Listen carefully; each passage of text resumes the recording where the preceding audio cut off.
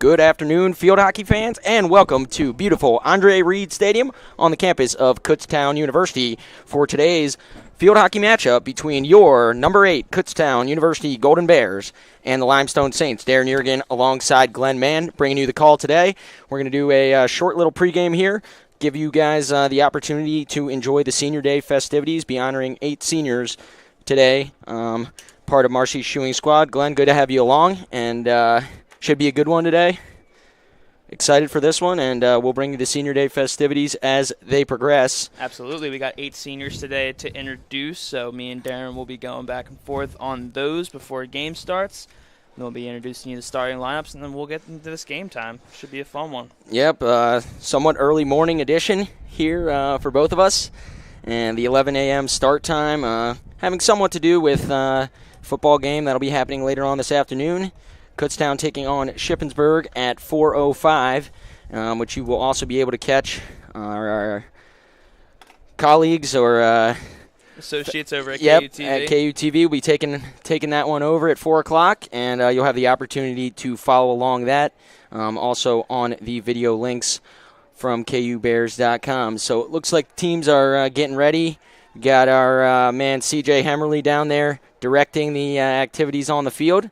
And we're just about ready to get started with the Senior Day festivities. We'll give you guys the opportunity to give you the reads that they'd be giving over the PA to give you the full experience. So it looks like the seniors are going to line up, and the rest of the Golden Bear teammates out there with their flowers and gifts that they'll be handing out to the seniors.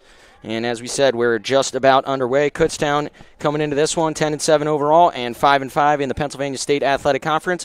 Limestone 14-2 overall record, and this being a non-conference matchup, they play in the ECAC, 9-1 record for the Saints in the ECAC this season. Tough competition for the Golden Bears here. They have 3 women on the team that all have over 10 goals, 13, 13, and 20. Kate Remley, a name to be looking out for Limestone. She's their all-star. The Golden Bears will be starting all of their seniors, I believe, today, so that's a nice little gesture from Coach Marcy Shoeing. Should be a nice one. Yeah, absolutely. And when you look down here in our program, Limestone pretty much ranking first in every category in the conference.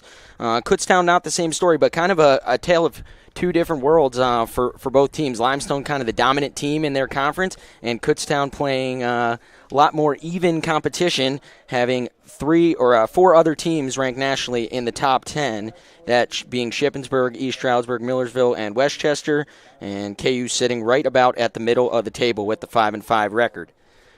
Looks like they're getting festivities underway. So we're getting this thing going here, and we will turn it over to the script now and start reading hear from you. So, yeah, today we're going to be honoring the 8 seniors on the 2017 field hockey team. Over the past 4 seasons, this group has been a part of 4 straight seasons, posting a 500 or better record, totaling 41 victories thus far. They're also members of the 2015 team that qualified for the PSAC tournament and hosted KU's first ever home playoff game. So our first senior honored today that you're going to see walking through the line is number 00, Madison Stewart.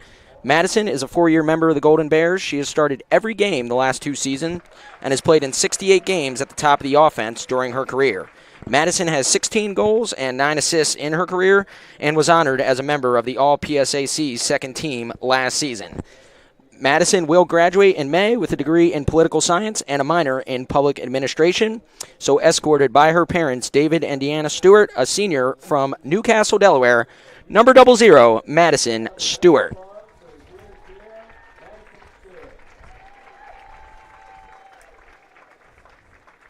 All right, and then our next senior is going to be number 1, Jenna Foltz. Jenna is a 3-year member of the Golden Bears, and she has played in 12 career games. Jenna will graduate in the summer of 2018 with a degree in social work. She is a native of Mountville, and she is currently escorted by her mother, Tanya. So everybody, please give it up for our second senior of the day, Jenna Foltz. Yeah, and like we talked about today, Glenn, we'll have a little bit of time to kill here. All the seniors getting a start today. Like we said, a nice gesture and much deserved in talking about their careers here in maroon and gold. So we'll move on to our next senior as she makes her way towards the line. Our next senior is going to be number 11, Madison Wampler. Madison is a 4-year member of the Golden Bears and a team captain. She has started 64 of 72 games, tallying 14 goals and 9 assists through her 4-year career.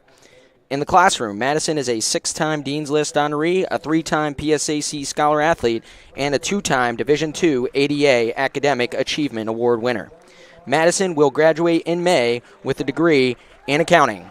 From York, joined by her parents Russ and Lori Wampler, give it up for number 11, Madison Wampler. Number 24 is our 4th senior, Julia Comiskey. Julia is a 3-year member of the Golden Bears and has appeared in 11 games. She is a 4-time Dean's List member, a 2-time PSAC Scholar Athlete, and a 2-time D2 ADA Academic Achievement Award winner. Julia will graduate in May with a degree in special education and early education. Escorted by her parents, Marianne and Don Comiskey, a native of Warrington, PA. Ladies and gentlemen, Julia Comiskey. Julia making her way out, giving hugs to the coaching staff, and that'll bring us to our next senior now, our 5th senior of the day, number 30, Courtney Conowall. Courtney is a 4-year member of the Golden Bears and a 2-year team captain. She has started and played in all 72 games of her career, which is the most for KU since 2008. Courtney has tallied 12 goals and 12 assists through 4 years and was a member of the All-PSAC 2nd team in 2014 and 3rd team in 2015 and 2016. In the classroom, Courtney is a 6-time Dean's List honoree, a 3-time PSAC Scholar Athlete, and a 2-time Division II ADA Academic Achievement Award winner. She will graduate in May with a degree in sport management and a minor in coaching and athletic administration.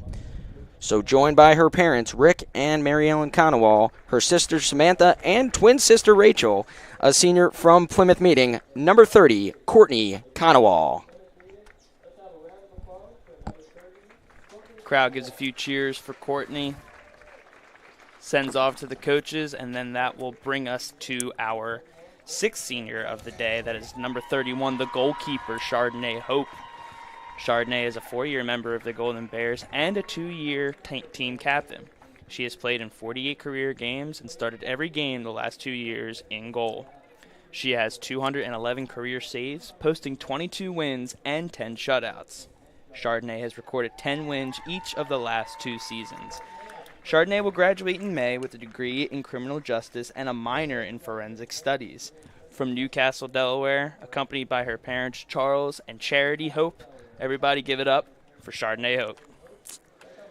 And Hope has really been especially strong here late in her senior season, earning those 2 accolades, one from the PSAC and one by the National Field Hockey Coaches Association in the last week. So that'll bring us to our 7th senior, number 34, Michaela Beatty. Michaela is a 4-year member of the Golden Bears, starting 52 of 68 career games. Michaela has 5 goals and 3 assists during her career on the back line of the defense. Michaela will graduate in May with a degree in chemistry, and as she makes her way down the line towards the coaching staff, Michaela, a native of Drexel Hill, escorted by her parents, Chris and Kate Beatty, number 34, Michaela Beatty. And then last but certainly not least is number 35, Morgan Aldinger. Morgan is a 4-year member of the Golden Bears and has started 69 of 71 career games at the center of the defense. She has a total of 13 goals and 13 assists, along with 13 defensive saves, including a team-high 6 this very season. In the classroom, she is a 3-time member of the Dean's List, a 2-time PSAC Scholar Athlete, and a Division II ADA Academic Achievement Award winner. Morgan will graduate in May with a degree in special education and elementary education. A native of Pennsburg, she is joined by her parents, Keith and Megan Aldinger. Everybody give it up for number 35, Morgan Aldinger. So that will pretty much wrap up the Senior Day festivities. We'll give you a little bit of conclusion here as the seniors line up at midfield for a few photos. So again, just a great field hockey class of 2017, and it was a pleasure to bring you the Senior Day presentation today. So please join us in congratulating the 8 seniors on their excellent careers, both on the field and inside the classroom. And I know that the field hockey program and the athletic department extend their thanks to these 8 seniors for their dedication over the past 4 years and wish them success in whatever endeavor they choose to pursue. Something nice that the team did here was that they gave a couple of goodie bags over to the seniors here at Limestone. So a nice show of sportsmanship here from the Golden Bears. Yeah, very cool to see that. Definitely nice to see that coming from the other team, knowing that this was going to be a senior day festivities today and the last game of the season. And a good show of sportsmanship by the Saints. And so for the last time, we'd like to give it up for the Kutztown University Field Hockey Class of 2017.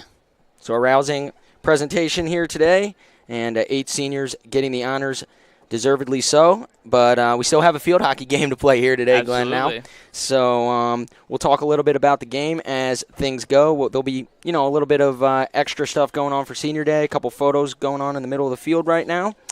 But we will give you a little preview of the game. Actually, I think we're just going to go to break here for a second, and then we'll come back with the starting lineups and the previews. So you are watching Kutztown University Field Hockey on the Golden Bear Radio Network.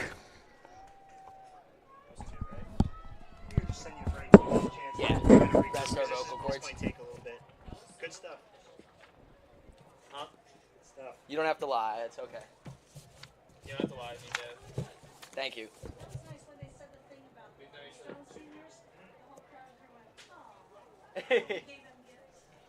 Yeah, that was cool. Mm-hmm. Agreed? Yes. It's like always doing too much.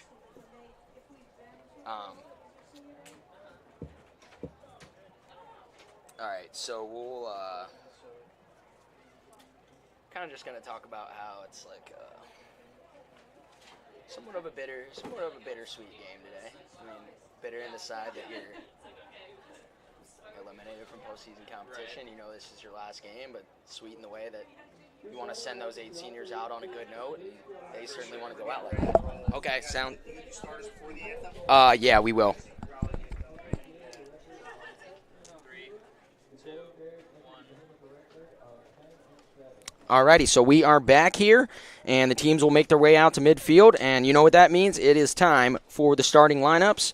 So we will run down the Saints starting lineup, the away team, and actually Glenn will take that, and he will take Limestone as we display our fancy graphics on behalf of our production truck software today. So Glenn, take it over and give us the rundown on the Saints starting lineup today. All right, running it down for the Saints, we have number 1, Courtney Tully, playing the midfield, a native of Brick, New Jersey. And then number 2, Cameron Felch, the defender from Virginia Beach, Virginia. Moving along to number 3, Amy Loader, the midfield senior from East Syracuse, New York. And then number 4, Cassidy Coates, the midfield junior from Baltimore, Maryland. And then moving into number 7, Kelly Diplock, the forward from Harare, Zimbabwe. Wow, overseas, the freshman. And then moving along to number 13, Lauren Pelkey, also the forward, the senior from Mount Airy, Maryland. And then number 15, Brooke Zimmerman, the defender from Willow Street, PA. She's a senior as well. And then number 16, Kate Norman, the forward. Number 16, the forward, Kate Norman, the redshirt senior from England. Man, that's crazy stuff right there. And then moving into Kate Remley, number 17, the midfield sophomore from Chesapeake, Virginia. And then number 24, Allison Masaida from Louisville, Kentucky. And then lastly, in between the pipes for Limestone is number 22, Tabria Cochran from Stafford, Virginia. She is also a senior. And so we see a very diverse lineup and starting lineup for head coach Jessica Mulhern for the Saints today. And now what you've all been waiting for, the starting lineup for your number 8, Kutztown Golden Bears. So running it down, the senior number 00 at forward from Newcastle, Delaware, Madison Stewart. Then we have a midfield senior from Mountville, PA, number 1, Jenna Foltz. A 5'2 senior from York, Pennsylvania, number 11, Madison Wampler. A 5'6 sophomore from Danville, PA, the defender, Hadley Wichter. A 5'4 sophomore from Plains, PA, the forward, number 18, Kira Wozniak.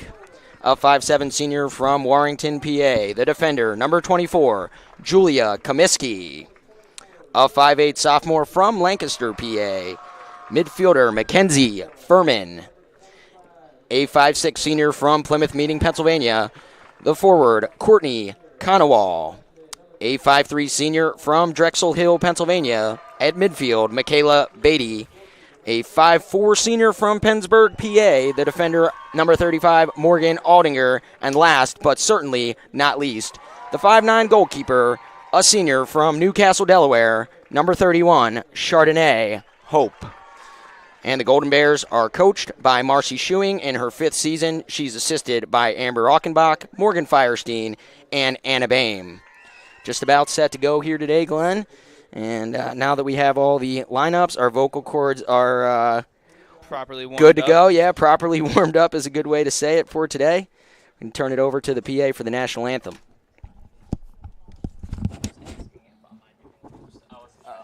That's okay. That's fine. We had to improvise.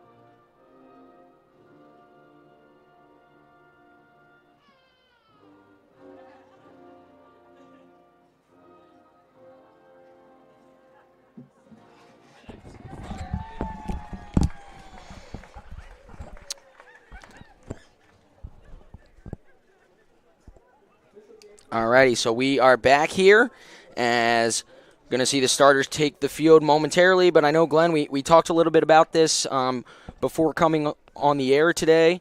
Somewhat of a bittersweet last game for this class of 2017. Bitter in the way that, you know that you have not qualified for the postseason, so this is going to be it. But certainly sweet in the way that not only for the seniors, that they want to go out on a good note on their home field and their last time wearing the maroon and gold, but also for the other players that aren't seniors, wanting to send them out on a good note and knowing what this class of 17 has built, the groundwork and the foundation for more success in years to come under head coach Marcy Schuing. Absolutely, and when you just have a straight love for the game, you always want to make sure that you win. I mean, that's what it all comes down to. You can love the game, you can have the passion for it, but nothing is sweeter than having the W next to any game that you play. So, you're going to be playing for competitiveness, you're going to be playing for passion, you're going to be playing for your teammates beside you, so it'll be nice to see them send these seniors out on hopefully a high note. Yeah, absolutely. And, we discussed kind of a tale of two different worlds for each team. Limestone kind of used to being at the top of their conference, but as far as when we're looking at national polls and NCAA levels, kind of seems like, they haven't had exactly the same competition or level of competition as Kutztown this season.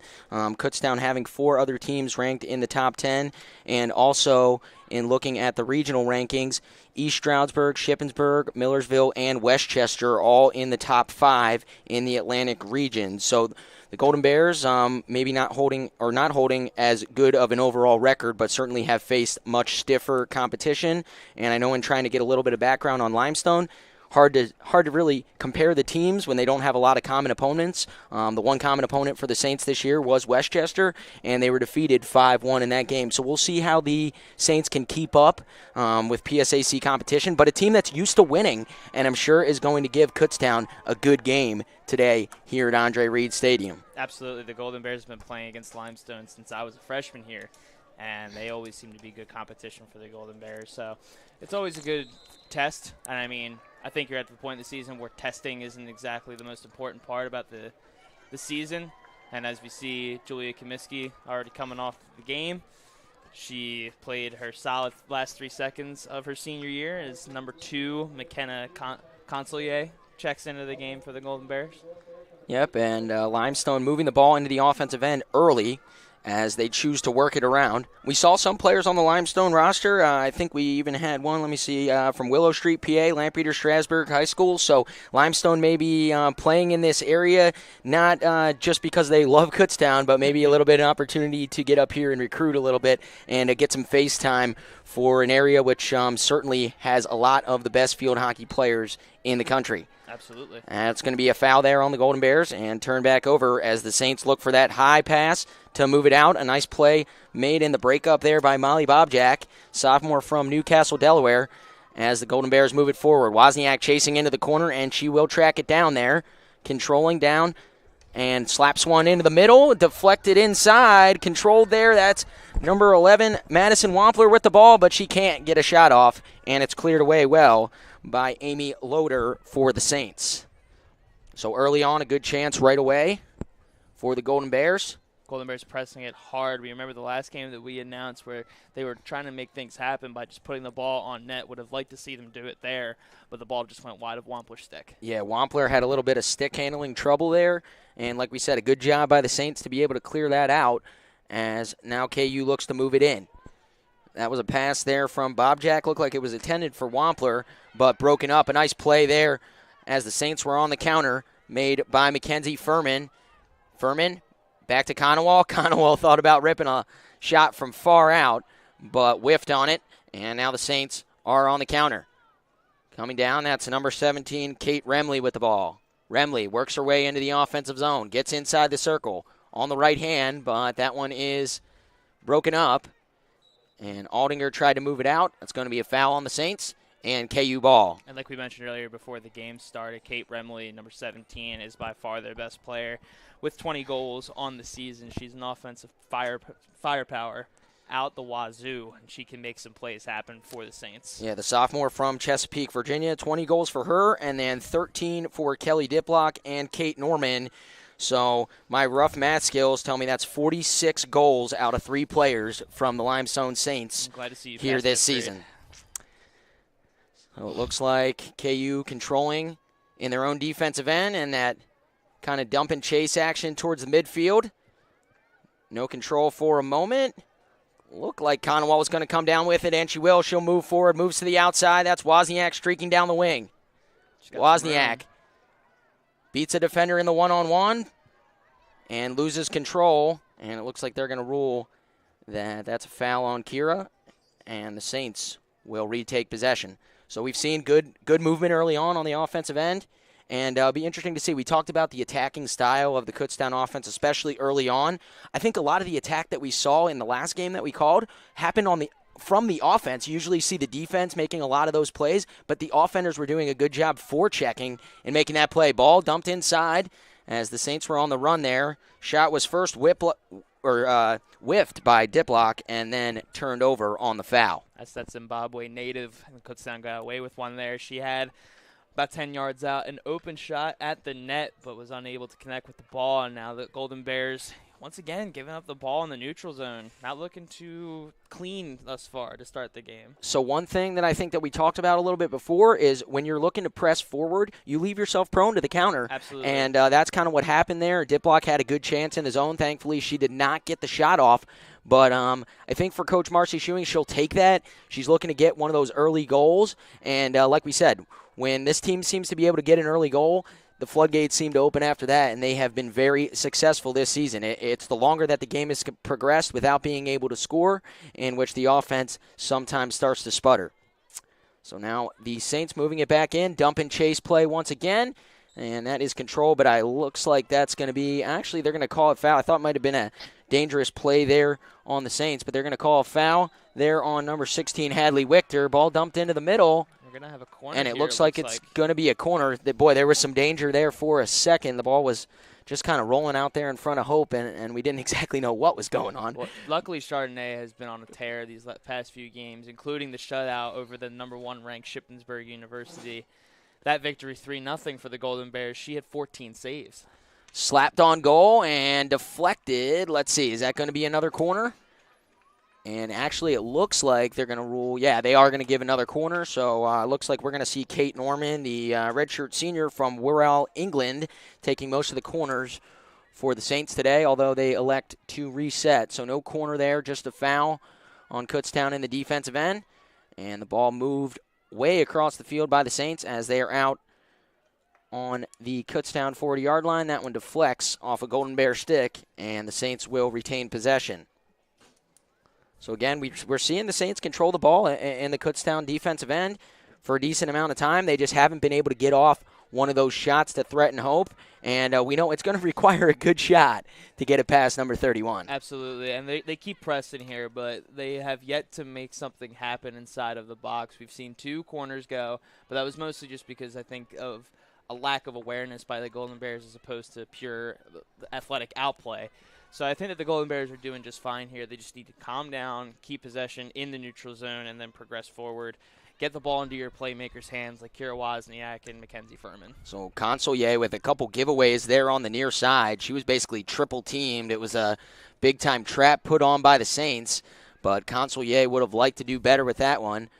Recontrolled now by Furman as the Golden Bears look to move it forward, sending it down the wing, and that one will at least accomplish the goal of getting it out of the zone as it moves back towards the midfield stripe. That one broken up there by Wampler and eventually comes down here, and that is number 8, Molly Bobjack with the ball. Bobjack looking out towards Ponton, but she cannot control. Looks like they're going to rule that went off of a Saint stick, and Kutztown retains possession. Bobjack to dump it in. Bobjack dumps in, and Wozniak controls. And Wozniak, actually, they're going to say that one last touch by Wozniak.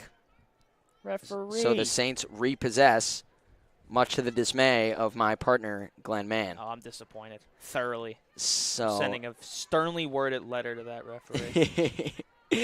So the Saints able to dump that one into the midfield, and we've seen good play so far by Kate Remley as she moved that ball through a couple Kutztown defenders and looked like they were going to get it into the zone. Another foul as ball moved out towards Ponton. Ponton looking to push and run, as always. Ponton beats one defender, keeps going, and that one's going to go off her foot. So that'll be a foul on number 27. In case you were wondering, you can head over to @VB Kutztown to confirm that Trinity Ponton is indeed fast. Yep, we love to see those tweets from head coach John Gump. The Golden Bears on the road today. So Coach Gump will probably not be live tweeting this one unless he decided to tune in to the stream. I'm sure he's in pre-match preparations for their match with Mercyhurst today, which will happen at 2 p.m. You can follow the live stats for that one on KUBears.com. One thing you have to keep in mind, though, multitasking is no big deal to the All-American John Gump. He can handle whatever he pleases, and I'm sure that if he really wanted to, he'll be able to. I tend to agree with you there. But on a more serious note, the Golden Bears are once again having difficulty keeping possession in the neutral zone in that 40 to 40-yard line. But once again, they are still staying aggressive. They're trying to press forward, but because of that, their passing has been a little bit sloppy, and they're trying to get themselves in these one-on-one positions. But Limestone has been giving them a lot of two-on-one matchups. But right here, we can see them pressing again, but unfortunately, losing possession. Yeah, it was a nice play made there by Cassidy Coates on the attempted pass by Wozniak. And, yeah, Limestone maybe taking a little page out of the Kutztown playbook. It seems like they have pressed well offensively when Kutztown has the ball in the defensive zone, not just letting them move it up to the midfield stripe, knowing that the Golden Bears have a high-powered offense, and they're really trying to limit the build-up play. And so far it's worked well as another turnover happens in the defensive end, and that is Kate Remley with the ball once again. One day I'll learn all the fouls in field hockey, but it is not this day, my friend. That's okay. I think that's a mutual struggle for most who have not played the sport. But I've done some reading up, and it seems like basically a lot of the fouls have to do with either kicking the ball or it going off of a part of the stick that is not permitted. Obviously, we know you can only use the front side of the stick. So we will try to bring you as best analysis we can on the fouls, but sometimes there's some room for confusion for all of us up here. God bless these ladies that are able to stick handle the way that they do and only being able to touch the front side of your stick. I mean, you think about traditional hockey where you can just put your stick right over it. as opposed to having to twist your wrists every single time. It's impressive. I give them all the credit in the world. Yeah, and definitely hard in the sense of the plays have to be extremely clean. Any type of broken play is often going to be a foul. So you really have to execute well in your passing and in deflection. And we see good execution by Stewart in moving the ball forward, and it looked like they called a foul there as that one was going to be intended for Bob Jack, who had room to run. And Glenn very aptly finding that we are going to have a sub. So that is number 4, Rose Moore, checking in for Trinity Ponton. And looks like we have 22 and 23 waiting to come in. So that's Lee Rosselli and Hannah Shirk set to check in for the Golden Bears at the next stoppage. Ball worked out towards the 50-yard line, and that's Coates in possession. Coates with a turnover, and the Golden Bears on the run. That's Wozniak with the ball. Wozniak goes outside, and that's the recently checked in Rose Moore, and she will draw the foul. Quickly on it is Hannah Shirk, as the Golden Bears look to reset and find an opening in the offensive end that they have not been able to find in the first 12 minutes of this one. The Golden Bears haven't been able to press this far down in the field, so if I were them, if I'm head coach Marcy Schuing, I want to maneuver my way around the horn, try and get, what do you know, a corner kick. Yep, Corner exactly. kick, wrong sport there. Yep. So a penalty corner coming here, and we know who it's going to be. Number 35, Morgan Aldinger, goes to take it as she's set up there on the goal line, and we will see our first penalty corner for the Golden Bears of the game. Aldinger slaps it out top. Controlled there, and a little bit of a fake pass shot towards goal, and it's blocked out in front. Scrum for the ball, and it looks like it's going to be a foul on the Golden Bears as the Saints are able to move it out. So a good opportunity there.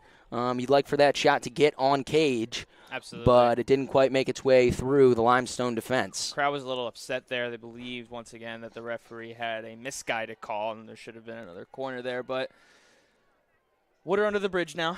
Yep, Golden Bears pushing once more. Yeah, and, it's good to see that the ball has been actually controlled here in the offensive end for a short time. But as the announcer's jinx would have it, that one taken away there from Wozniak, as it looks like the Saints going to move it out, and they're moving it quickly into the offensive end. Slap down, and the pass was intended there for Norman, and Norman able to draw the foul. Quick reset. Had a pretty even game, I'd say, across the board thus far. Yep, that one worked into the corner and turned over and intended for Roos Vandenberg, the freshman from Nederhorstenburg, Netherlands. Wow. That is one heck of a name there. I'm not going to lie. And Vandenberg with 8 assists as a freshman, so not just a heck of a name, but a heck of a player for the Saints. You know what they say, Netherlands brews the best field hockey players. Yeah, that's exactly what they say. So the Saints controlling in the offensive end, dumped in, and a little bit of a broken play, but that one will work as down into the corner are the Saints. Good defense there as the denial comes from a collection of Mackenzie Furman and Wichter on the far side. And now Wichter looking to move it out. 3 Netherlands players on the side of Limestone, actually. Yeah, and the one player from Zimbabwe. They've, like you said before the game started, they've got some diverse roster here. Yeah, and putting together this roster using the AP style book probably had to do a little bit of looking up for the Limestone SID. A lot of different states and countries to list down in the hometown column on the program.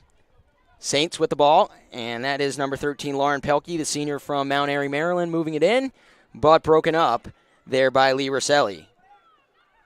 Rosselli draws the foul, and another quick reset as Aldinger looks for the long pass. She will connect momentarily there with the senior Michaela Beatty, but Beatty turns that one over, and the Saints get possession back. So 20-12 left here in the first half, and what Glenn has accurately said has been a very even matchup between these two teams, and no score to show for it, and we really haven't seen any great chances so far. A lot of the play has been in the neutral zone or even in the defensive end, but the defenses have held firm, kind of playing that bend but don't break type of defense here thus far. I would say that both teams have had And there's Speak of the devil. Yeah, that was now 2 to Limestone, but I was going to say that each team up to that point had about one solid chance, both off of corners, but just a little bit off their execution, but still overall I'd say a pretty clean game, at least for the defensive side for both teams. Yeah, and I think what we can liken it to, and we hear it from the Kutztown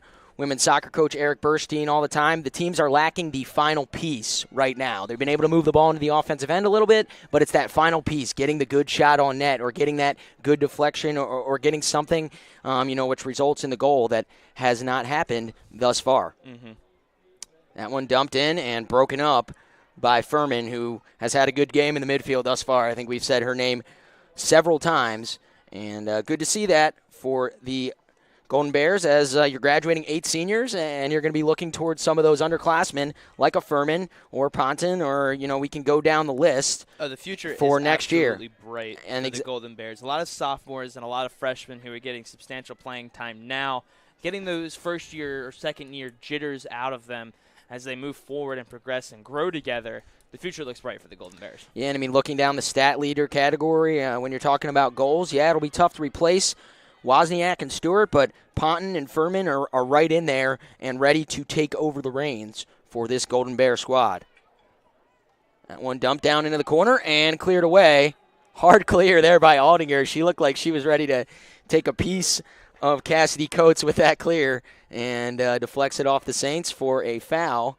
But then the Golden Bears turn it over on the near side of the field. 18:03 here left in the first half. Still scoreless here on a beautiful day on the campus of Kutztown University on the brand new turf at Andre Reed Stadium. You excited for homecoming later today? Oh, absolutely. Definitely, excitement is in the air here, and a huge game for your Kutztown University Golden Bear football team as they match up with Shippensburg today, certainly with a lot of PSAC East stipulations on the line today, and kind of going to be scoreboard watching will the team as well, along with needing to take care of business against Shippensburg here at 4:05. That'll be the kickoff for the Golden Bears today. That one, a broken play in the zone. Hope does a nice job being aggressive, getting out on it for a moment. But the Saints still have possession. A good fight over there as Wichter able to send it out of bounds. But it looks like that's going to be a foul on Wichter and a reset up top. Golden Bears holding strong in the defensive front. It seems like Limestone in these past few minutes have had the ball pretty much exclusively to themselves here, and they're pressing the Golden Bears, and the bend don't break defense is doing well, but hopefully it continues to be that and they don't eventually give up the first goal of the game. Yeah, absolutely. And, at this point you're starting to think about just creating a little bit more chances on the offensive end. I like to see what was done there. I think that was Wichter with a dump down there to Wozniak, who draws the foul as KU able to move it out momentarily. Ball at the midfield stripe right on the Golden Bear logo.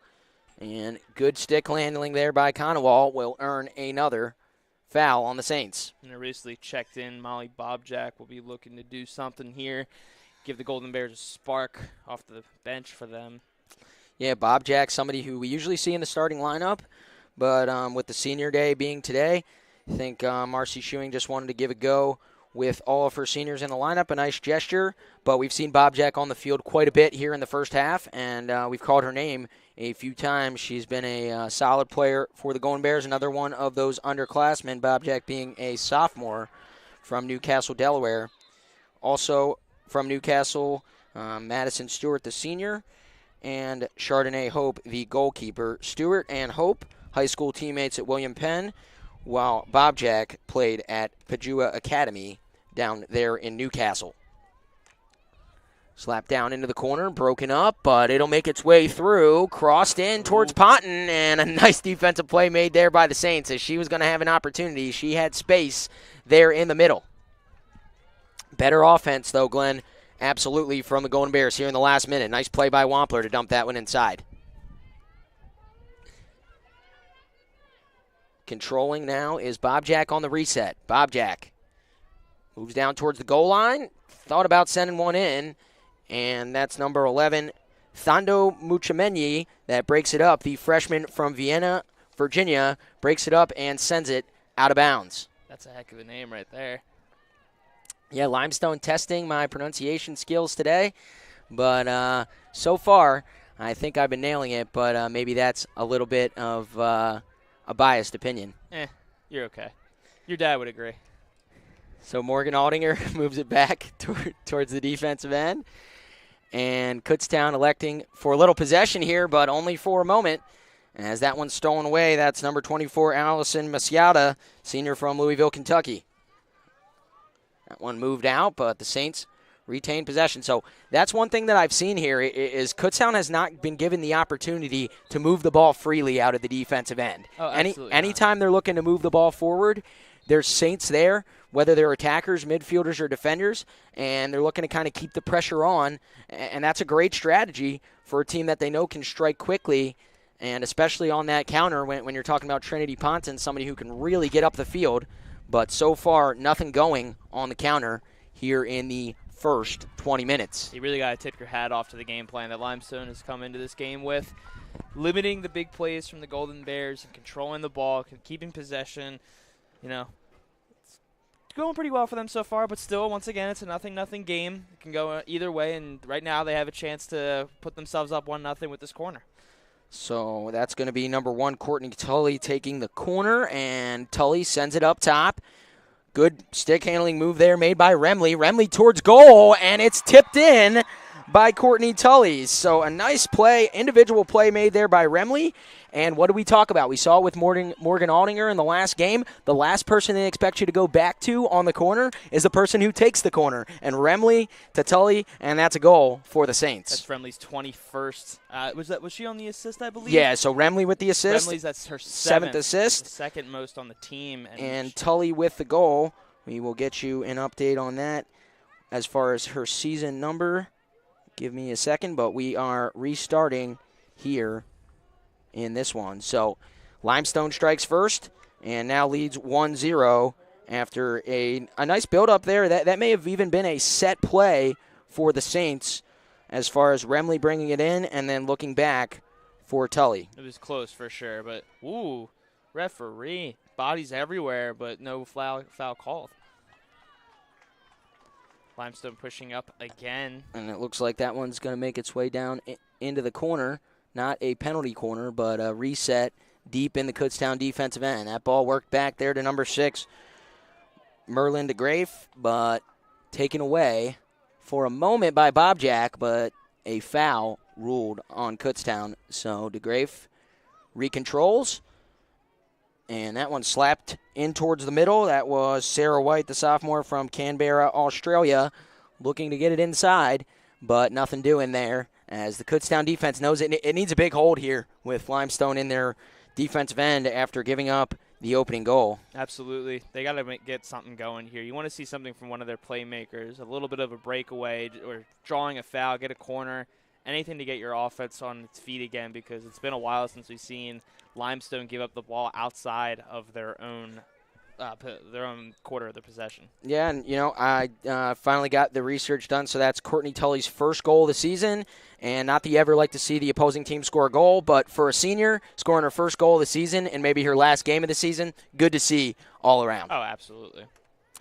So now, a little bit of a mix-up there as the referee had to corral the ball down there by the PSAC logo, and now we will move it back out as the Saints look for that high dump. That one looked like it was a little bit whiffed, but Remley with the ball, and she carries through the midfield. Turned over there, and Conowall back with it. We'll see if Conowall can carry through. Nice 1-2 made there by Conowall.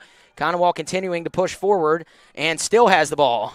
Conowall looks towards the corner, and the Golden Bears on a little bit of a break. That's Wozniak with the ball, and a good save made there by Cochran. Wozniak just not really able to get the shot off as the goalie comes out and closes down the angle. Even if you know that the goalie's going to make the save, you want to put the ball on net because you never know what's going to happen. A ricochet, something like that, where one of your teammates is there for the open net, but I would have loved to see Kira put the ball on net there, make something happen, give the Golden Bears a chance to make a play. In the most obvious statement of the broadcast, you can't score without shooting. Shoot or shoot.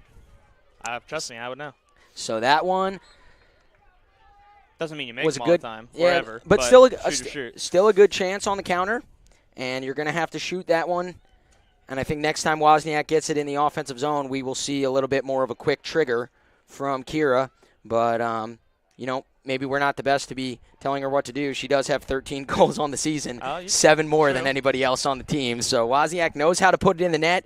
That time I think she was maybe just a little bit surprised by the aggressiveness of Tabria Cochran, the senior from Stafford, Virginia, who came out much like we've seen with Chardonnay Hope, trying to close down that angle and keeping Wozniak from getting the shot off there. Reset in the middle, and about 9:30 left here in the first half as the Saints moving it into the offensive end. So really, obviously we don't have possession stats, and boy, would that be a nightmare to keep, but just from observation here, Limestone kind of dominating the possession here in the first half. If this were FIFA, I'm just saying, I know I always bring it up, but if this were FIFA, it'd be about a 66-34 split in the favor of Limestone if I were to put my professional guess in there. Boy, those accurate numbers, too. That's what I'm saying. I like the commitment there with the 66-34, and your math skill is just as good as mine. So we're on a good roll today as far as adding is concerned. That one at the midfield stripe and controlled there by Wozniak. She's looking to move it down the wing, is able to do so momentarily, but that Limestone defense holding up strong. Just not a lot of space for Kutztown to go here in the first half. Most amount of space they've had there was on that one play in which Wozniak would have liked to have done better. Now a little bit of space for Stewart on the wing. Stewart still with the ball, doing a nice job, crosses over, comes back, a little bit of a spin move, flips it up, and boy, Stewart taking it herself, much like we saw in the last game. Stewart still with the ball on the goal line and crosses in towards Conowall, but it is cleared out by Kate Remley. So between what we've seen in the one-on-one from Remley for the Saints and Stewart for the Golden Bears, I'd like to see them go one-on-one and see who could beat who. Absolutely. A lot of one-on-one outplays by both the All-Stars for the Golden Bears and the Saints. But right there you saw Stewart taking the ball about 30 yards by herself, almost making a play happen, try to set somebody up in the middle. It looked like Bob Jack, but nothing doing as the defense, once again, is solid by Limestone. Yeah, if Stewart finds a way to put that one in the back of the net, they might be top 10 worthy. She had a few juggles, a few spins, and brings it all the way towards the cage. But looked for her fellow senior, Courtney Conowall, in the middle and was unable to connect. So more bend, but don't break defense from the Saints here in the first half. It's like the Patriots in 2012. Like the analysis there.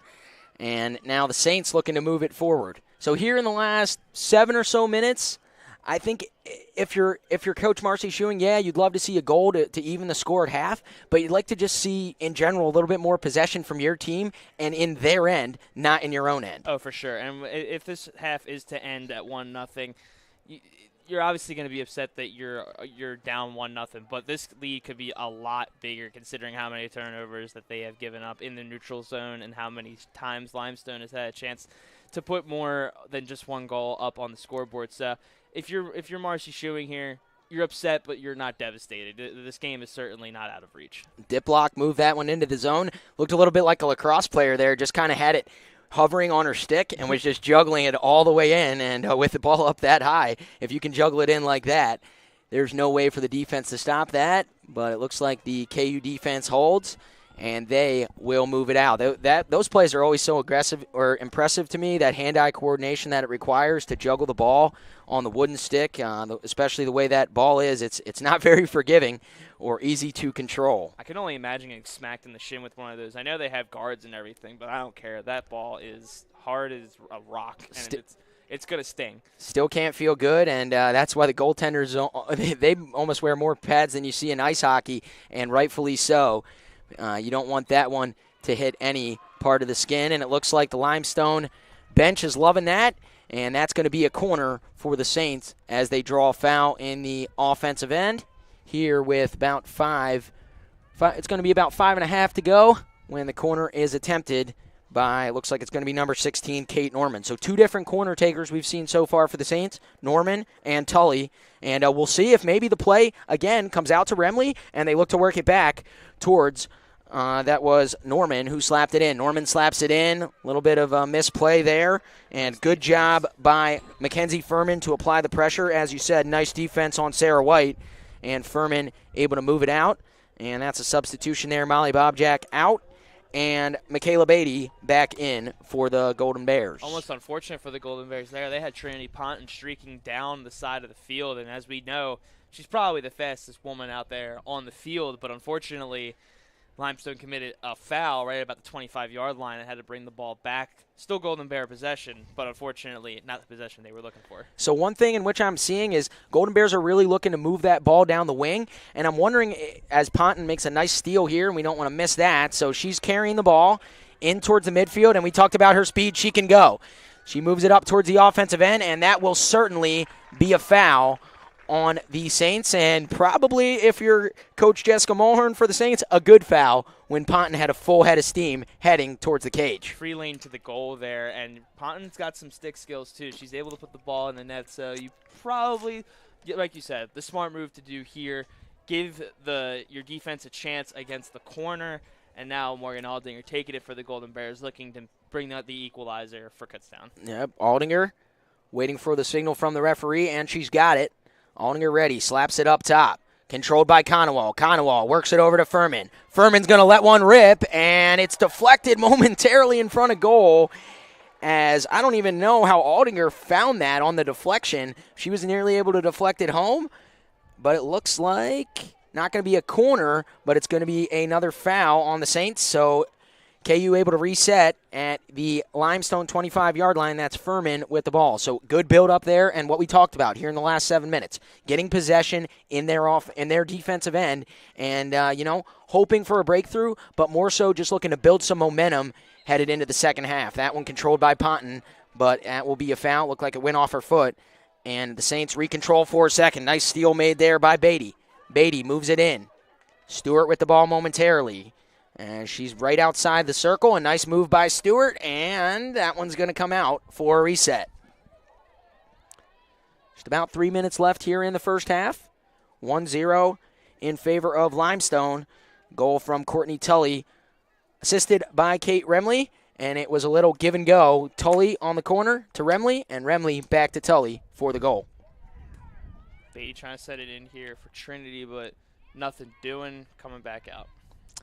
Yep, so good job possessing the ball. We'll see if maybe we see a little bit more forechecking action here, and it looks like we will. Looks like a 3-player trap for the Bears, even 4. I see Beatty, Stewart, Ponton, and Wozniak all out there looking to intercept the pass, and Beatty does exactly what you're looking for there as Furman moves it out. Furman had a player coming on from behind, elects to move it back there to Lee Rosselli. Rosselli towards Beatty.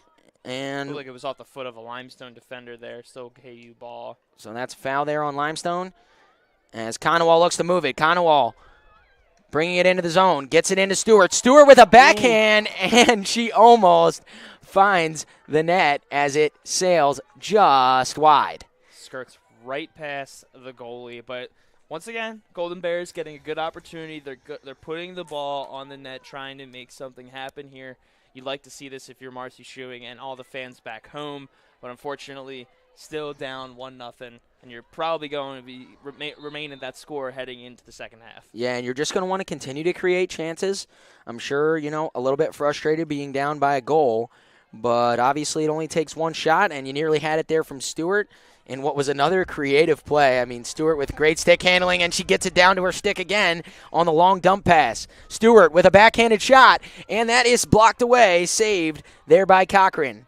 So Stewart trying to assert herself here in the last 2 minutes, getting 2 dangerous shots towards net and nearly finding the mesh. Great save there by the Limestone goalie there, and she was able to really stay in front of it. She didn't let the scrum in front of her razzle her or anything like that. She was able to keep composure and come up with a big save to keep her team in the lead. But that's what you want to see from Stewart. Yeah, she had her back to goal. Yeah, she had a defender right on top of her. But what did she do? She still ripped the shot anyway. And that's what I think, if you're Coach Schuing at halftime, that's kind of what you need to talk to your team about. Let's get after it and, keep putting shots on goal. One of those is going to go in. You got to stay positive out there if you're the Golden Bears. You really have nothing to lose at this point. Yeah, and the way you've played here at the end of the first half is promising. You got a lot of momentum, and it looks like a foul called.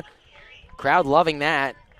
Now we're going to have a corner here. Morgan Aldinger is going to be taking this one. Yeah, and so even if the time runs all the way off, we're subject to the referee's whistle for the first half to end. So Aldinger will probably hit this one with about 5 seconds left on the clock, and they'll give KU an opportunity to score before blowing the whistle. Aldinger works it out. I think that's Furman on the far side. Furman up top towards Conowall. Conowall had a chance, but turns it over, and that will do it here for the first half. So good build up there and good momentum from the Golden Bears as the first half closes out, but they still face a 1-0 deficit. So for Darren Urgan and Glenn Mann, we're going to step aside, and we'll come back a few minutes before the second half begins. Limestone leading 1-0 here from Andre Reed Stadium. You're watching Kutztown University Field Hockey on the Golden Bear Network.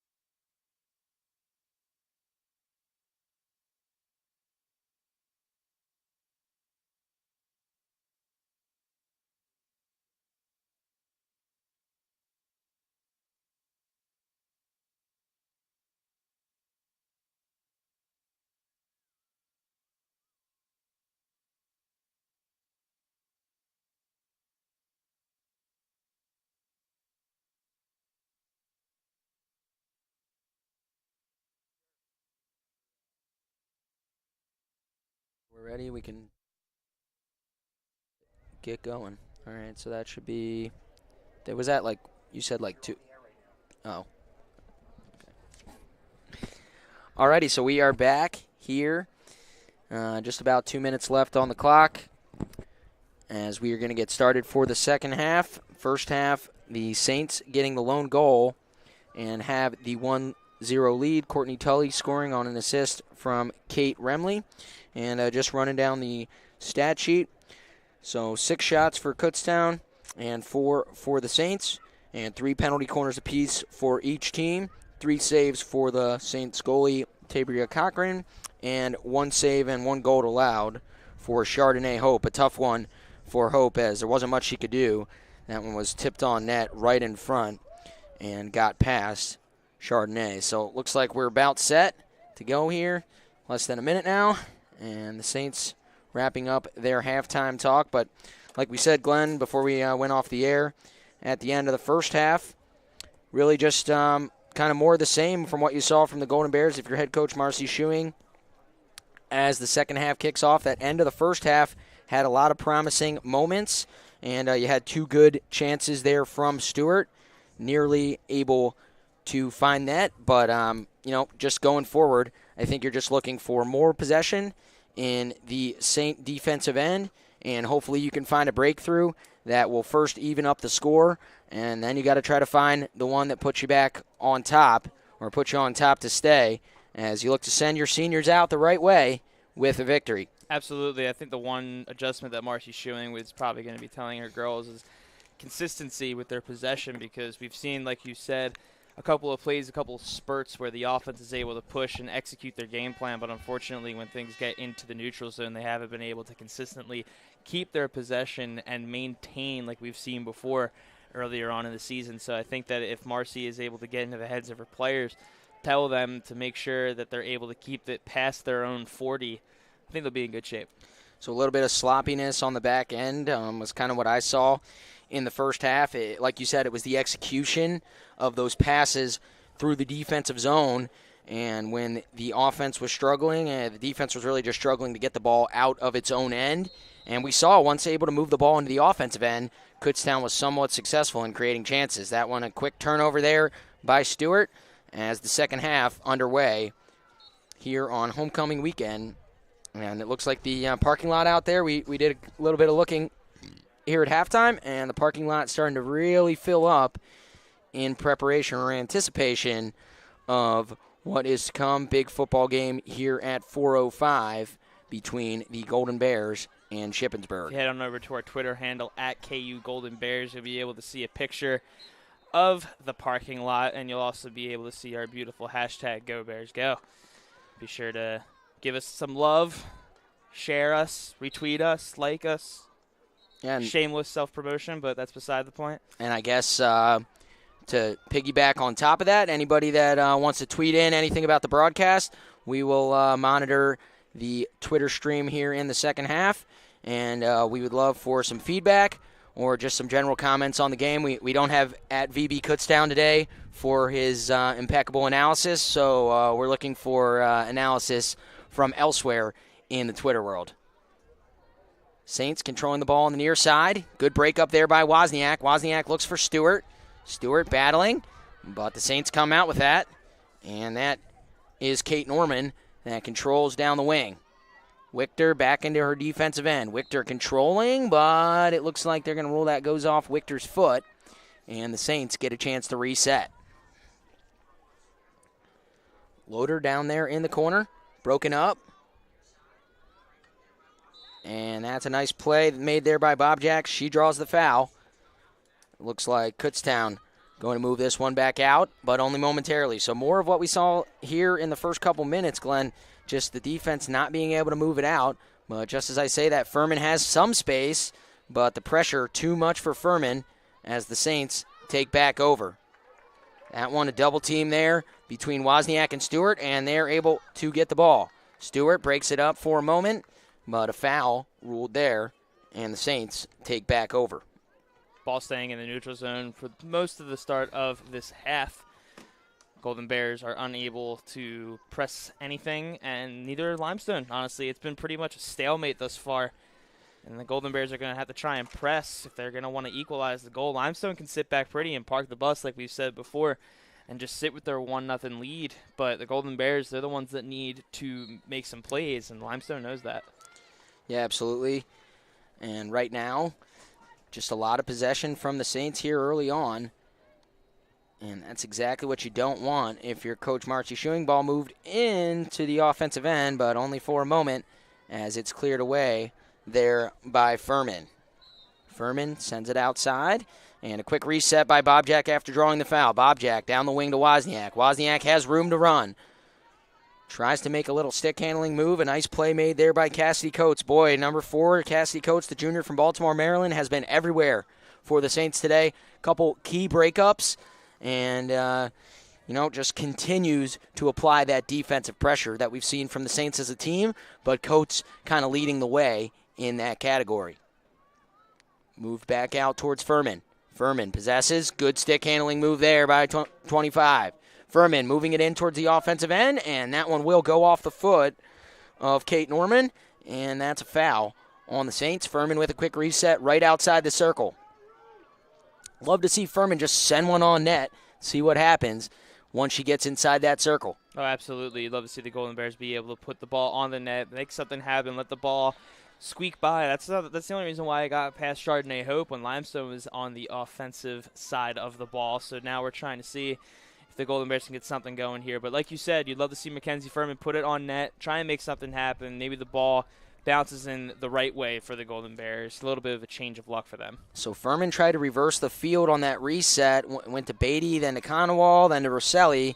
But Rosselli turns it over on the far side.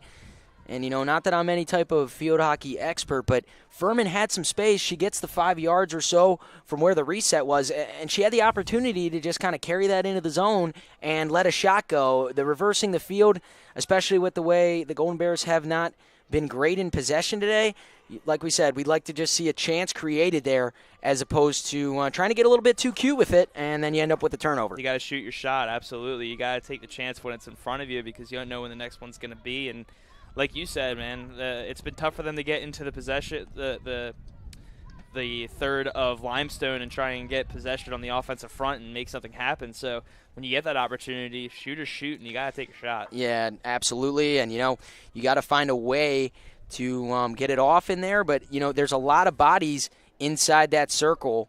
And, sometimes you're just looking for a deflection, something to go your way.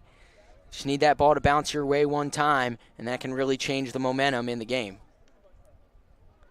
So now Rosselli will control it on the reset deep in the Kutztown defensive end. And we'll see if, with a little bit of time, Kutztown can build something up here. But instead, the dump is knocked down immediately there by Lauren Pelkey. And the Saints look to reverse the field. A nice job of reversing the field, and a good track down there made by Cameron Felch. Felch turns it over to Ponton. Ponton, a little bit of carnage there down by the 20-yard line. No call. And Furman looks to move it to Stewart. Can she get there? No. So the Saints retake possession. Bodies flying everywhere. So, again, we just haven't really seen that, good build-up from the defensive end to the, deep into the offensive zone here in this game. There were a couple good counters, but for the most part, it's really just been a lack of connection between the Golden Bear players, and a dump there, and I believe that is ruled as maybe a dangerous play there from Wozniak, and the Saints retake possession. Good control made there. Good play by Wampler, but it looks like they're going to call a foul on Wampler, so that's a tough play. She did a nice job of taking that one away from Coates, but it goes off the foot and back to the Saints. It's got to be tough. You're going 100 miles an hour trying to get to this ball, and just grazes your foot, it's automatically possession for the other team. Something you got to appreciate when watching field hockey, that these girls are able to maneuver their ways around this. And we have a bee up in here, man. This is getting crazy. Bees have been following you around everywhere today, first in your car, then in your Dunkin' Donuts bag, and now next to you in the booth. The press box. I'm just a lucky man. My last name's Van. Isn't that kind of funny? I thought it was funny. Yeah. Made myself laugh. So Wozniak moved to Stewart. Oh, Stewart has space, and she elects not to go. And now she will go with that one as that's number 11, Madison Wampler on the run. Can Wampler track it down? No, she can't, as it goes over the end line, and the Saints will retake possession. So a good idea there by Stewart on sending the long pass. Maybe she didn't have the space when it was there, but it would have been nice to see. I think both of us saw that, Glenn. She had a chance to send it a little bit earlier, and I think that was the disconnect there between Stewart and Wampler. The Madison to Madison connection did not hook up on that one. That was unfortunate because Wampler had all the room in the world, and it looked like Stewart had an angle where she could have just let it out, let her player get to the ball. You don't have to make a perfect pass, but you just have to get the distance on it. But unfortunately, because of that hesitation, Madison's Wampler was a few steps ahead. Stewart reacted poorly, and unfortunately the ball settles out of bounds into the Limestone area, and Golden Bears once again pressing. But once again, another missed opportunity for the Golden Bears, and you're still trailing 1-0, still got to put something on net, get the equalizer before you can even think about getting the victory. Seen some better play in the defensive end as far as moving the ball forward here in the second half. That was a nice little 1-2 there between Beatty and Rosselli to move it up. But then the turnover by Conowall that gives the ball back to the Saints. And speaking of turnovers, that's a turnover there from Wichter as the Saints recontrol at the 50-yard line. So 26-11 left here in the second half. And the Golden Bears needing to break through, trailing 1-0 after the Saints getting that goal off the corner in the first half. And now that is Furman controlling on the near side. Furman looking to reverse the field. And that's going to bound off of Kate Remley for a foul. And a quick reset now here for the Golden Bears. So Golden Bears doing a better job possessing the ball here in the last couple minutes as they move it around their defensive end. A nice pass out wide by Aldinger. And now Conowall on the run. Or pardon me, that looks like that is Beatty on the far side. Like 30 from here, but that's 34 Beatty moving it in towards Stewart. But only as far as Stewart as the Saints are able to break that one up. Golden Bears, like you said, have been pressing pretty well. A lot of possession has been in the Limestone territory, but unfortunately, they haven't been able to capitalize on the high possession that they've had this half. Yep, and now as we say that, looked like Remley was going to have a chance there, but a good steal made there by Furman, and we'll see if KU can get on the counterattack. Beatty on the far side. A lot of room here if they're able to reverse the field, and that was something that I was going to talk about before. Ponton had that breakaway there in the first half and was cut short. Looks like that was Wampler who tried to take it away, but a foul ruled there. But a lot of space on the wings, but to a point you get far enough down the wing that the trap starts to suck in, the defense starts to move all one way. If you're able to reverse the field there, move the ball to the other side, I think there's a lot of room for the KU offense. Oh, absolutely. You're spot on with that analysis. You should be a coach, man. You should be taking CJ's spot down there. Well, we'll let Coach Hemmerly do his thing as he did a great job directing traffic down on the turf today for the Senior Day festivities. As you see those hand movements, man? They were crisp. Yes, he was all over it, and Hope not all over that one as she has to kick and then slide it away with her stick. A little bit of a missed kick there by Hope. Good job of recovering and getting it out of play. And the Saints with another chance here in the offensive end. So if you're Kutztown here first, got to take the ball away, and they will. Stewart, and then now you got to get on the counter. Stewart down the wing. She's got room but elects to take it herself. Stewart with Wozniak trailing. Wozniak overlaps. Stewart still stick handling, and that one a foul there. Stewart on the quick reset. Stewart moving it in towards the offensive end and draws another foul. So we know Stewart likes to do it by herself, and she is good stick handling one-on-one. But when you have players in support, let's just leave it off to one of them. Wozniak was right there on the wing, and then you have a 2-on-1 instead of a 1-on-1. Totally agree with you there. I don't want to say selfish here, but she is a senior. It is senior day. This is her last game playing, and you want to be able to put your team out on top because she's a leader on the team. But like you're saying, just not the smartest of plays, but here we go. Nice play by Conowall, and a missed kick there by the Limestone goaltender who's got to really stand on her head there. That one's dumped in towards the cage, towards the back post for Wozniak, and it goes out of bounds. So that was the goaltender, Tabria Cochran, kind of doing the same thing that we saw with Hope on the Kutztown end, just not able to really get a good hard kick on the ball, and then had to scramble to make sure that Kutztown couldn't finish that one into what was an open net. Really unfortunate there, and it looked like we were just talking about her playing a little bit on the selfish side, but right there she was looking for her teammate by going over the goalie of all things and trying to keep it on the line to have a nice little tap in, but unfortunately ball goes out of bounds. Now the Golden Bears have to try and get another one of those opportunities, which they have plenty of the second half, but are unable to capitalize. That one dumped into Wozniak, and Ponton, who just checked in, looking to chase it down, putting pressure on the defense. That one cleared away well there by the Saints, but only for a moment as Wozniak takes it away. Wozniak down the wing. She elects to pass towards Ponton, and Ponton unable to come up with that one, and that's going to be a foul on the Golden Bears. So the Saints able to reset, but much better offensive possession and much better build-up that we've really seen here in the last couple minutes from the Golden Bears, and they are knocking on the door, and they got to find a way to break it down. Absolutely. I mean, you're not capitalizing right now, but you got to keep pressing, and that's exactly what they're doing. I would say, going back to my FIFA percentages here, it looks like Golden Bears are up 75-25 thus far with my absolutely pinpoint and perfect analysis. So you guys can take that one for what it's worth. More spot-on addition from Glenn Mann as Golden Bears look to dump it deep. They do. Taken momentarily by Limestone, but turned away. And now Beatty controls and elects to move it back. Here comes the reversing the field. Good job there by Furman. Over towards Rosselli. And it looks like she's got Shirk out on the wing, but she'll look for Wozniak in the corner, and Wozniak's going to catch up to this one. Wozniak able to save it before going over the goal line. A good move that made there by Wozniak. Turned away momentarily, but Shirk in there in support, and it looks like a foul was called there on the maneuver that Wozniak made around the Saint defender. So just about 20 minutes left here in the second half, and like we said, the Golden Bears really pushing for that goal here in the last 5 minutes. Shirk controlling down towards the goal line.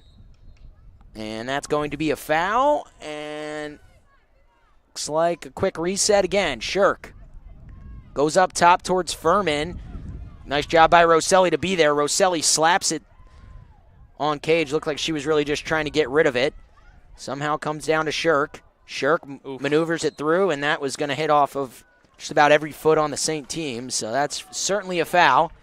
And our side referee all over it, as KU going to have a chance for a reset just outside the offensive circle. And a shot in there by Furman, and it's tipped by Fonten, but wide left. And that's exactly what you're looking for, though. That's what we talked about in the first half. Send it on net and see what happens. So if the ball wasn't touched there after the Furman shot, that would have not counted as it was outside of the zone. But Ponton put her stick on it and very, very nearly goes over the right shoulder of the Limestone goalie. But no time to talk here as Limestone's on the press. Yep, Limestone on the break. And that one's broken up well there by Furman. Boy, Furman has been all over the field for the Golden Bears today. And McKenzie moves it out. Furman over there towards Moore. Moore slips, gets back up, and a little bit of a struggle over there, but it looks like the Saints are going to be awarded possession as that one bounds off the stick of Moore. Just over 19 minutes left in the half, and what is the last game for many of these players. And unfortunately, the Golden Bears still trail 1-0, but still pressing here. So we have possession now taken by Ponton in the offensive end. Ponton on the run, able to beat one defender, and going to be a quick reset here. And she'll elect to roll that one back towards Conowall, who resets on the right hand. Conowall brings it in, and only as far as number 13, Lauren Pelkey, who's going to move it back out. Saints on the counter, but a good job by Aldinger to stop that. And she's looking for a player to dump it off to, but a little too hot to handle there for Hannah Shirk as the Saints retain possession. So we saw some good build-up there from the Kutztown offense here in the last 5 or so minutes, but they were unable to strike. And now Limestone enjoying some offensive possession. You said getting towards that 15-minute mark left here in the second half, and it's put up or shut up time for the Kutztown offense. Absolutely. You're getting into crunch time here, and you'd like to see these senior leaders come out and show these girls the way to victory. But unfortunately, Limestone, as of the last 3 or so minutes, have been able to keep the Golden Bears a little bit contained here, and time is against them, so they don't really have too many more minutes to just give up. Outside towards Wozniak, who's played very well on the wing in this half. Draws a foul, and looks like that's going to be a green. Referee made a pushing motion. I'm not sure if it's going to be a card. It looks like not a card, but certainly a foul. Just and a talking to. And a reset.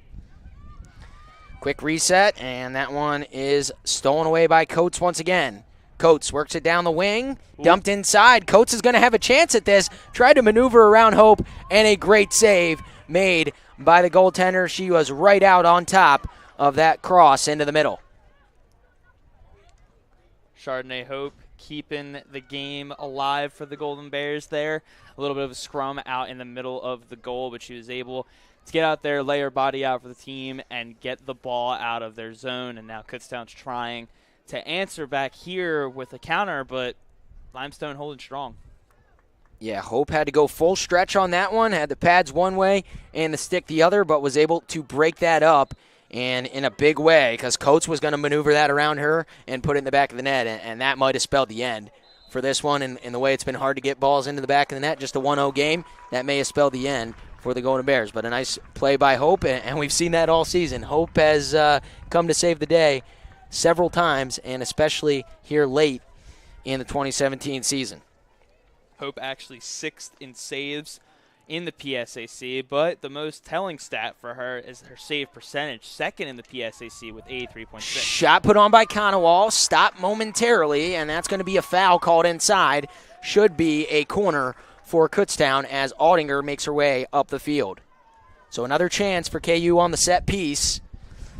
And really haven't seen a lot on the set piece, but hoping for a big play here from Aldinger. We'll see if it looks like they're not going to go for the short corner. We saw in the first half, Furman came down for the quick little pass. Oh, this is different here. Aldinger's going to send it out top. We usually see Aldinger lining up on closer to the sideline of Kutztown, but now she's on the opposite side. So we'll see if Marcy Schuing has a funky play up her sleeve. Aldinger up top. Moore leaves it for Conowall over towards Furman. Furman has room, time, and space, and was not able to let it rip before a foul called on Furman. And you know who broke that one up again? That was Cassidy Coates there in the middle. And really, she has been very, very impressive for the Saints today on the offensive end, but certainly in the midfield, making a lot of plays and breaking up a lot of those chances that have nearly been there for the Bears, but not quite here in this one. Coates is what the kids call nowadays a stud. She is absolutely doing fantastic things for the Saints, but can't talk about that now because Golden Bears with yet another opportunity to get something going here where they're going to have a corner. This time they're flipping sides here, going with the more traditional place for Morgan Aldinger to set something up for her team. Look for Mackenzie Furman here to try and set up something for the Golden Bears and try and make a play happen with either a shot or a pass off of Courtney Conowall. So Glenn with the play call, and we'll see if now KU can execute. Just call me the field hockey Tony Romo. What can I say? Assessing the field well, and looks like a couple talkings too from the referees here, but just making sure that players are on the same page and everything's going okay. Looks like showing her something on the field. Not exactly sure what was going on down there. Not a card? But No, we're going to it's get not. reset.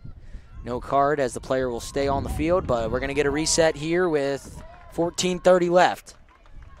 Aldinger ready. Slaps one up top. Finds Conowall over towards Furman. Furman sends one towards the net.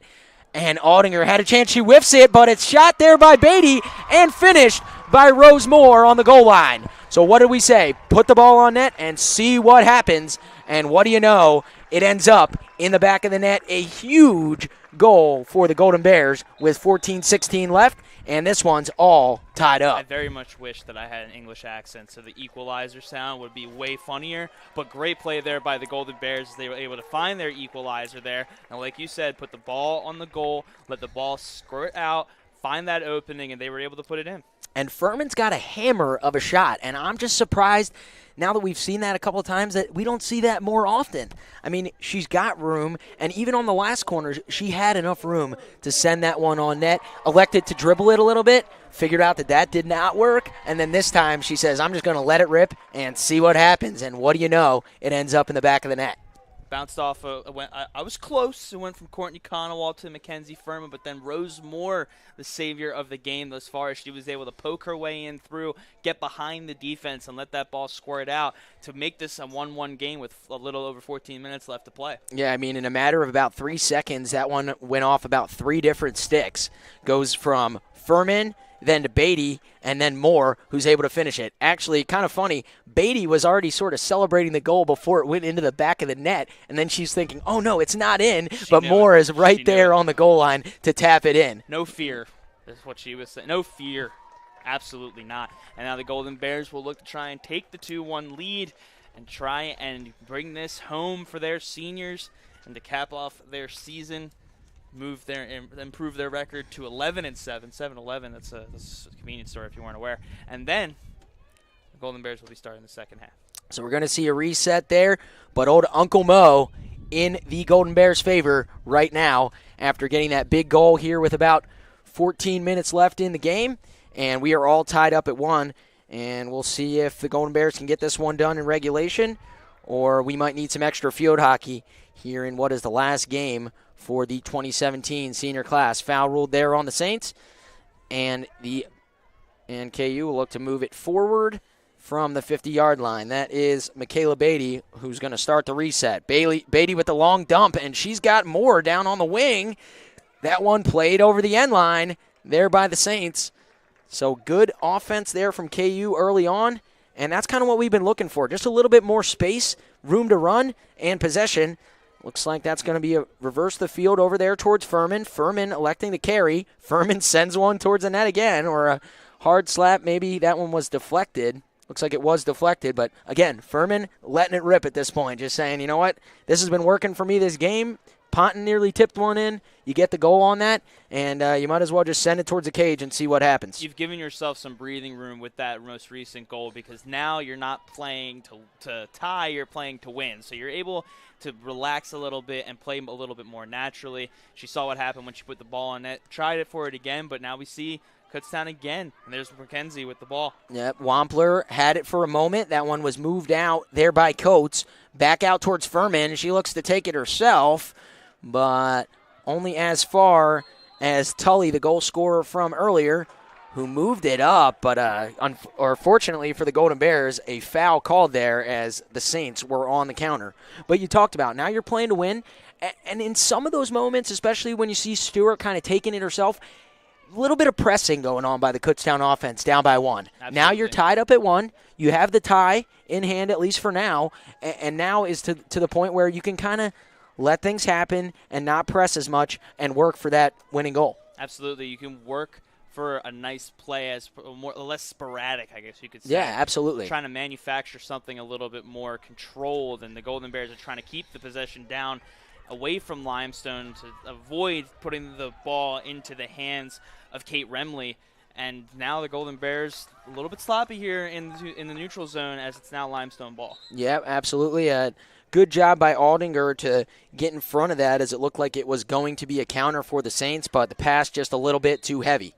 You know, one thing I've noticed here is Stewart on the quick reset, and the Golden Bears have numbers. Stewart looked to send it through, but was denied. But, you know, the one thing I've noticed here is that when Kutztown gets in the offensive end here in the second half, they are moving their defenders up pretty regularly. I mean, we've seen, other than Aldinger, we've seen Rosselli and Wichter streaking down the sides, and Furman certainly pushing forward in that kind of central defensive midfielder role, and that has been very, very effective. To quote the Water Boy, last game in the year, Brent can't handle anything back now. Marcy Schuing not letting anything go by her. She wants to make sure that her girls have every opportunity they can to win this one, and she's bringing, like you said, 8, 9, sometimes 9 girls up on the offensive attack. So now we're hoping to see that the Golden Bears can make that into a goal and take this lead. Beatty looks towards Furman. Furman with a nice 1-2 inside, and she still has it, looks to center it, but it is denied. There, looked like that was Cameron Felch, the last line of defense, and boy, Furman had a chance there as that was number 11, Madison Wampler, waiting in the middle. And the senior almost had a chance at a goal here in her last game. That one's stolen away by Moore. Good pressure there on the far end. Moore still with the ball, carrying in. Moore still with it. And it will not go over the end line. It looks like that's going to be a corner for Kutztown. So good job by Moore on the offense. Yep. 100% made play by Rosemore. Gets the steal, keeps possession, fighting off 2 defenders, draws the foul. And now Kutztown will have a chance to put this game into the favor of themselves. Yeah, absolutely. And, what we've seen here in the second half is a more attacking style by this team, and it has benefited them in so many ways. We saw that in the last game that we called, too. That attacking style, causing turnovers, and then getting out on the break. That's how this team works best. Corner, up top towards Conowall. Conowall over to Stewart. She tries to make a little defense or a stick-handling move. Denied there by Cassidy Coates. Coates moves upfield, and she's fast. The Saints are on the run. That is Lauren Pelkey on the run on the far side. Pelkey beats Rosselli. Stopped there by Wichter, and it's going to come out towards Hope, who kicks it away, and almost out of bounds. Looks like it does go out of bounds, and the Saints will retain possession. So there, Hope had a lot of time on that ball rolling towards her. You'd like to see her maybe just control that with her stick and, find one of her defenders there that were right next to her, but instead elects to kick it out, and the Saints retain possession. You're talking about holding the ball a little bit too much. Madison Stewart there going back a couple of seconds on that play in the box. Once again, she tries to make a play on her own and almost did, but unfortunately I feel like the best play would have been to give it to one of your playmakers. Oh, boy. But we see a shot from Limestone outside of the zone, so no worries of a goal there, but Chardonnay Hope is going to have to stay strong for these remaining 8 minutes and 41 seconds for the Golden Bears, as she's done all season. So now pressure applied by Limestone in the Kutztown defensive end, and kind of a scramble for the ball there, and it looks like Bob Jack's going to draw a foul as Rosselli and the Kutztown defense inch forward. That's a long ball, tried to play there for Wozniak. Can't connect. That's some elevation. Saints with the ball. And they retain possession. That's Loader, senior from East Syracuse, New York, holding possession. Loader slaps one off of Bob Jack and will retain possession. So 8 minutes left here in the second half, and we are all knotted up at 1 thanks to the goal from Rosemore. Boy, a nice pass put in there by Remley, or to Remley, but thankfully for the Golden Bears, she couldn't handle it. Will draw a foul. But Remley had a lot of space there on that pass. It was close there, but unfortunately she was not able to get anything going for Limestone. But Golden Bears are still in some trouble here as they're pressing into their zone. But now Limestone in the corner here, see if they can get anything going. Yeah, Felch in the near side corner, controlling, but kind of just a back and forth right now. That one will go off the foot of Furman. And that will be a corner Footloose there for the Saints. So, again, you get the ball on the offensive end, you try to find a way to draw a foul, and then you convert. That's exactly what the Saints did in the first half. They were able to convert off the corner. And is that going to be Tully taking the corner this time? It looks like, no, that's actually 16 Norman. So the other player we've seen taking the corners will take it. And look for, looks like Tully's on the far side on the back post. Is that one sent in? And controlled in the offensive end, but not a lot of space. Put on net anyway, and a scramble in front as the Saints are going to get another corner. So did you see how they had that balanced on the corner? They had Norman on the near side taking the corner, and she will now go to the far side. But Tully was actually all the way down here at the goal line, and she was just kind of sneaking her way in towards the back post. It was going to be a work all the way around, and then find her on the back post for the second time today. The ball squeaks through there and tries to get another behind Chardonnay Hope, because they know that up front she's tough to deal with, but if you can get her sleeping, that's probably your best chance to get the lead. So that was Remley there with the ball. Clears back out top. And that's Amy Loader holding as the Kutztown defense creating a wall in front of Chardonnay Hope. So now under 6 minutes left here in the second half. Score still 1-1. Saints with the ball on the offensive end. Good play made there by Aldinger to take it away and then draw the foul. Looking to move quickly. On the far side, that's Rose Moore. KU's lone goal scorer today. And Moore has made some good plays here, especially in the second half, that have kind of sparked this KU offense. Stewart putting the pressure on, and Moore breaks it up. Stewart nearly able to come down with that one, but a foul called. Quick move out, stolen by Conowall. Conowall probing, can't find anybody, elects to go back, and the KU defense will try to reverse the field. That's Aldinger looking for Rosselli, and Rosselli will have Shirk down the wing if she can get it to her, and she does. Shirk with the ball.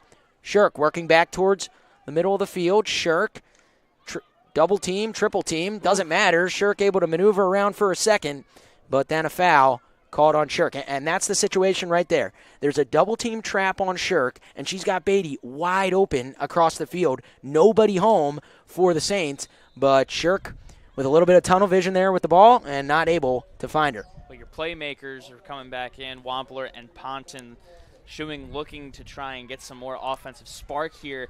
But like you were saying, you're not going to be able to do anything with your playmakers if you can't get the ball to said playmakers.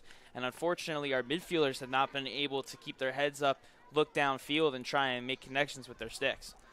Coates, nice break up there on what looked like was going to be a good counter for KU after Remley with a good carry in for the Saints. A long ball played towards Wozniak, and this time I don't see Kira catching up to that one. A good run made there by number 18. But again, more of what you want to see. You want to see those long through passes, move it into their defensive end, and then try to put some pressure on here and force a turnover. You got nothing to lose on those types of plays. The worst thing that's going to happen is that it goes out of bounds, but regardless, that means that Limestone has possession in their own territory, away from Chardonnay Hope and away from your defense. And look at that. You send it in there, you give an opportunity for Limestone to keep possession, and they don't. They throw it out of bounds, and now Kutztown's on the attack. Nice pass by Shirk into the corner to Wozniak. Wozniak controlling, doing it all herself, tried to get a shot on net, but looked like she may have whiffed there from very close to the cage. Saints moving it out, and a stop made there, but that's going to be a foul on KU as they retreat. So just about 3 minutes left here in the second half, and score 1-1 here between Limestone and Kutztown. Ball carried over towards the near side, Amy Loader, and she will find a way to get it off of a Kutztown player and retain possession.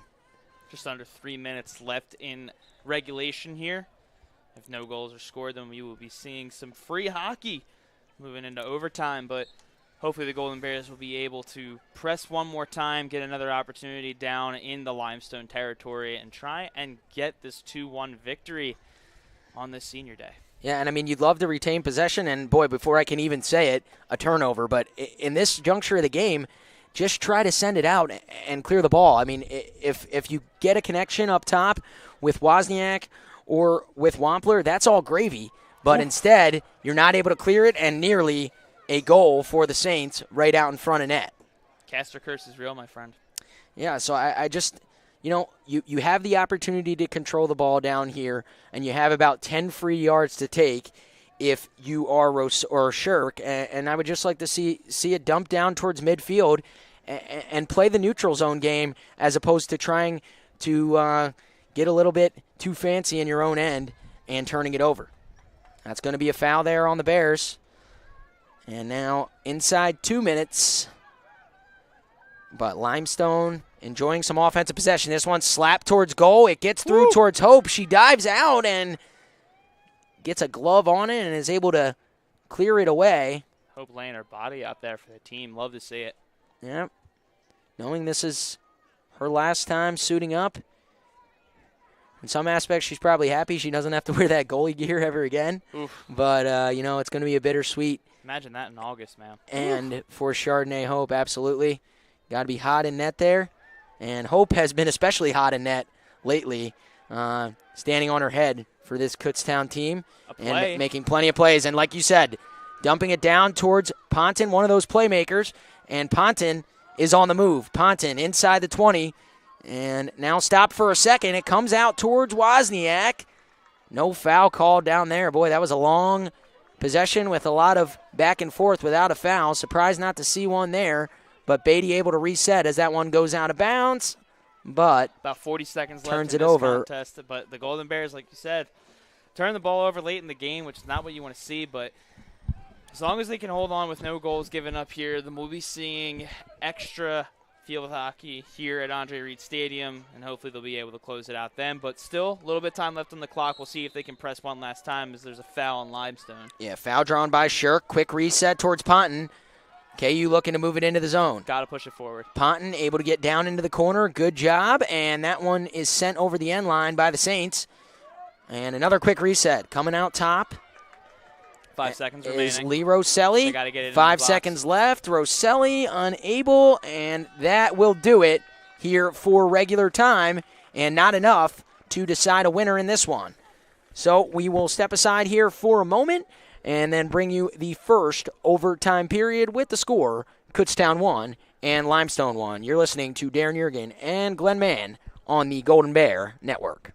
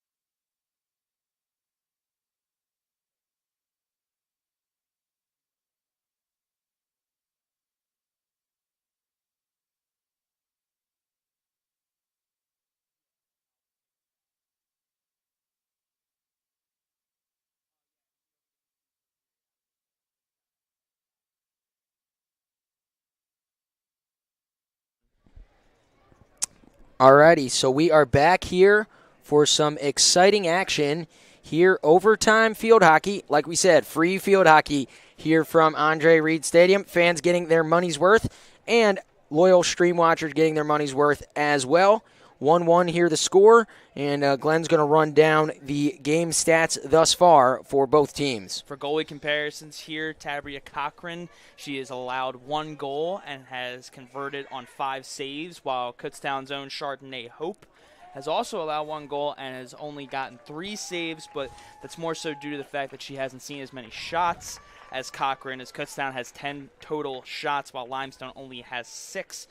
As far as penalty corners are concerned, the teams are pretty much even, as Kutztown has 6 and Limestone only has 5. So it seems to me like the score is pretty accurate of how these two teams have played. They've played each other pretty evenly across the board, and it's been an exciting game of field hockey here at Andre Reed Stadium. Stats indicative of the score, absolutely. I can't agree more, Glenn.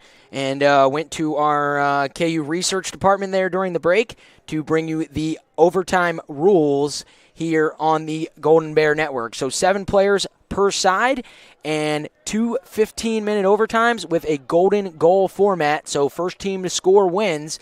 If no score happens in those 30 minutes, the 2 15-minute overtimes, we will go to penalty strokes here.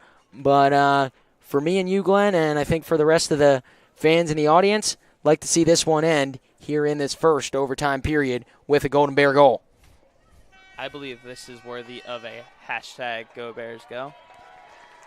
Yep, and you know what? I think I've said it before with the overtime action, but I love watching overtime field hockey. A lot more space out on the field and a lot more room for, players to get a little bit more creative and control possession. And I think that, the Golden Bears have done a nice job of that here in the second half, and we'll see if that can continue into the first overtime period. Absolutely. Golden goal once again. So the first goal scored ends the contest. So we are hoping that the Golden Bears can start fast and push their advantages, which I believe have been getting it into the corner with your playmakers, letting them do something here and try and draw a corner. So we'll see if they try to go for the same strategy. And, one thing to look out for that we've kind of, touched on and maybe been a little bit negative about today, a lot of one-on-one play from the Kutztown offense. But in this situation, I think the one-on-one play bodes well. You're going to have more space. You're not going to have the double team to close it down. So we'll see if maybe somebody like Stewart or Wozniak is able to stick handle their way down the field and kind of do it themselves here for the game winner. Wozniak and Conowall up front for the Golden Bears. Foul ruled right away as the Golden Bears looking to move it in. And as you said, Wozniak, Conowall, Furman, that one worked in towards Wozniak. Wozniak tries to stick handle around, and a foul called in the middle. So a penalty corner drawn here in the first minute of the overtime period. So out there on the field for the Golden Bears, let's see. Without looking at the roster, I'll test myself. That's Aldinger, Conowall, Furman, Beatty, Wozniak, and that's Rosselli in the back with Hope in net. Do okay there, Glenn? Looks like I'm getting a round of applause. Fantastic. So I will take that as a yes. That's my partner, ladies and gentlemen. Sent out towards Aldinger. Back up top to Conowall. Ripped on goal by Furman. Shot on the rebound, and that is in. And that's the game. So quickly done.